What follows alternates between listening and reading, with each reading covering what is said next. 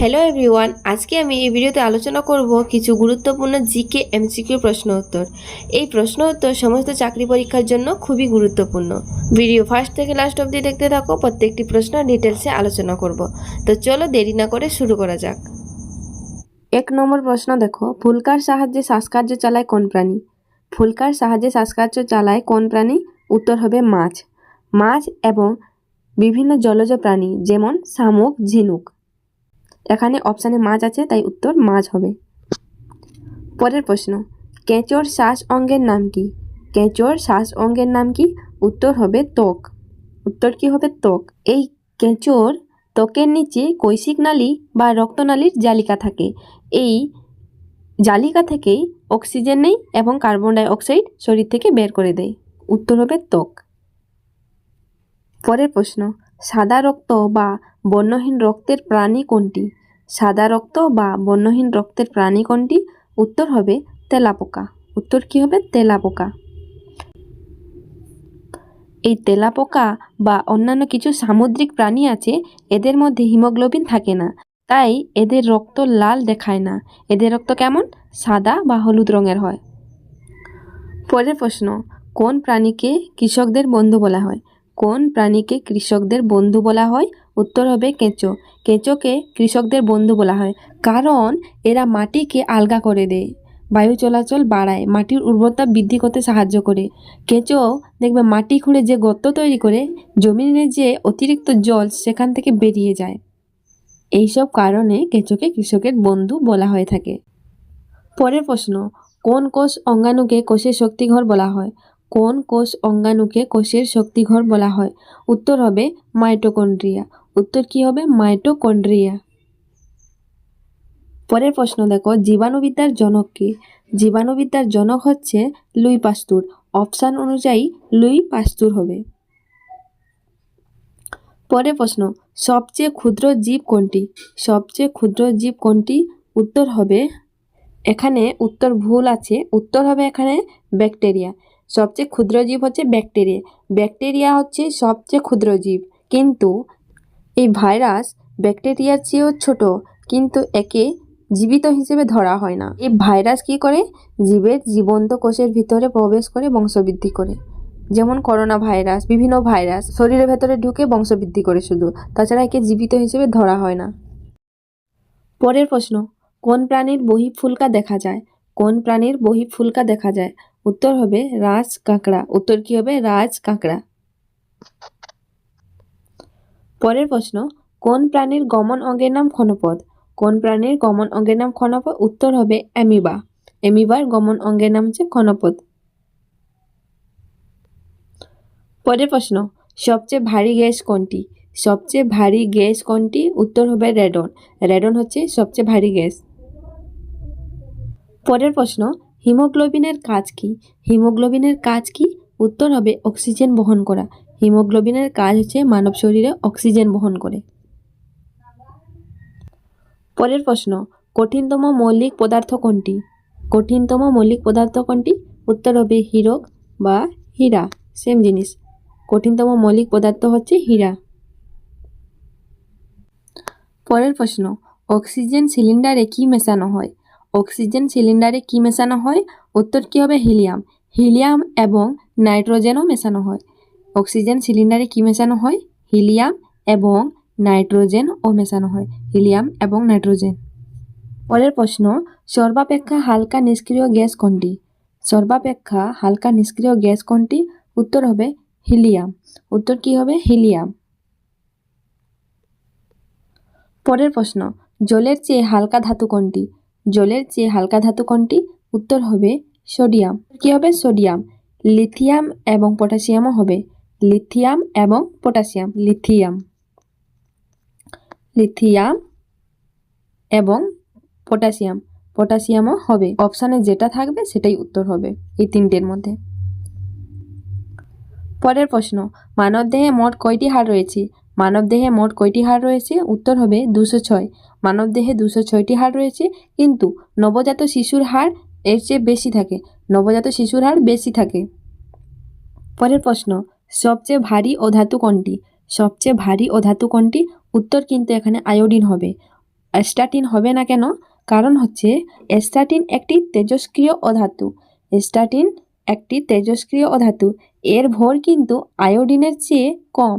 স্ট্যাটিনের ভর কিন্তু আয়োডিনের চেয়েও কম। তাই এখানে উত্তর কি হবে? আয়োডিন। সবচেয়ে ভারী অধাতু কোনটি? আয়োডিন। পরের প্রশ্ন, কোন ধাতুর উপর আলো পড়লে ওই ধাতুর রোধ কমে?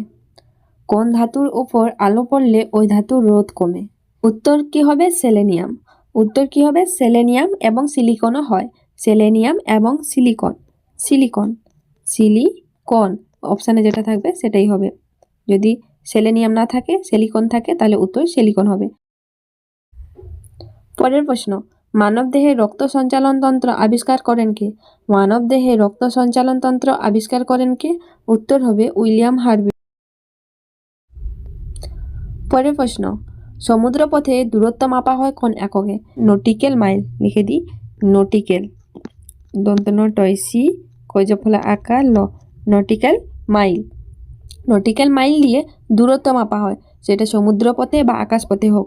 কি দিয়ে দূরত্ব মাপা হয়? নটিক্যাল মাইল দিয়ে। আর নট কি তাহলে? এই নট হচ্ছে গতিবেগ মাপা হয়। সমুদ্রপথে বা আকাশপথে গতিবেগ মাপা হয় কি দিয়ে? নট।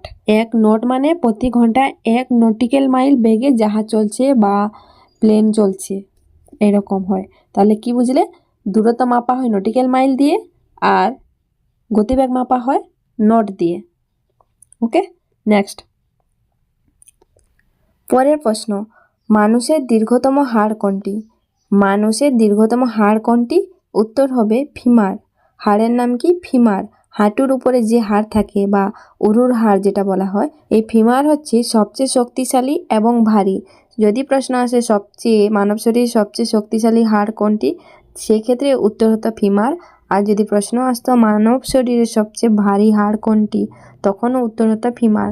আর এখানে প্রশ্ন কি আছে? মানুষের দীর্ঘতম হাড় কোনটি? তাহলে উত্তর হবে ফিমার। পরের প্রশ্ন, হাইড্রোমিটার যন্ত্র কি কাজে ব্যবহৃত হয়? হাইড্রোমিটার যন্ত্রে কি কাজে ব্যবহৃত হয়? উত্তর হবে তরলের ঘনত্ব নির্ণয়ে। তরলের ঘনত্ব নির্ণয়। পরের প্রশ্ন, ভারতের প্রথম পারমাণবিক চুল্লির নাম কি? ভারতের প্রথম পারমাণবিক চুল্লির নাম কি? উত্তর হবে অপ্সরা। উত্তর কি হবে? অপ্সরা। পরের প্রশ্ন, শব্দের গতি সবচেয়ে বেশি কোথায়? উত্তর হবে কঠিনে। শব্দের গতি সবচেয়ে বেশি কোথায়? উত্তর হবে কঠিনে।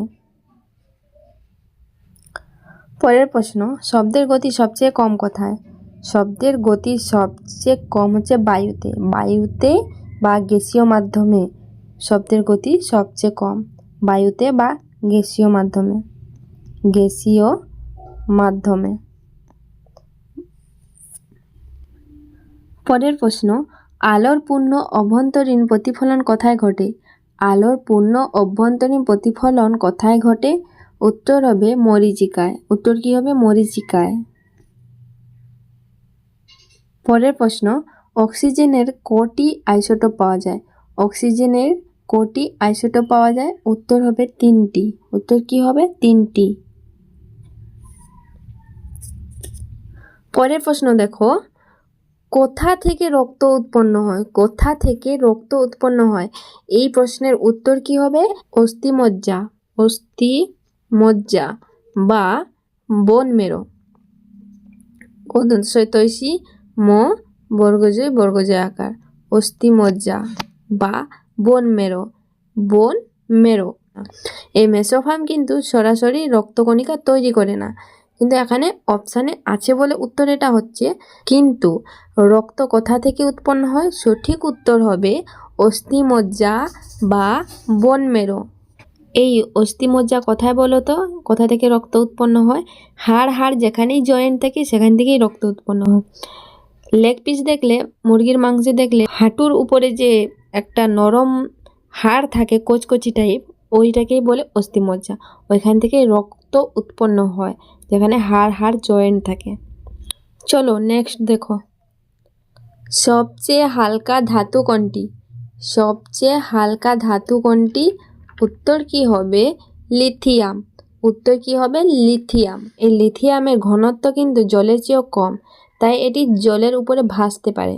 লিথিয়াম কিন্তু জলের উপরে ভাসতে পারে।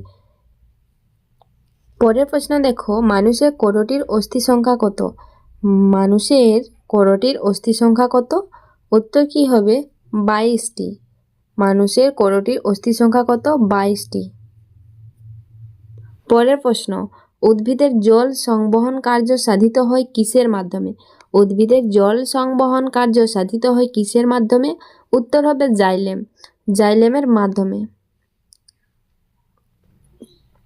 আজকের ভিডিওর এই প্রশ্ন লাস্ট ছিল। ভিডিও ভালো লেগে থাকলে লাইক করে সাবস্ক্রাইব করবে।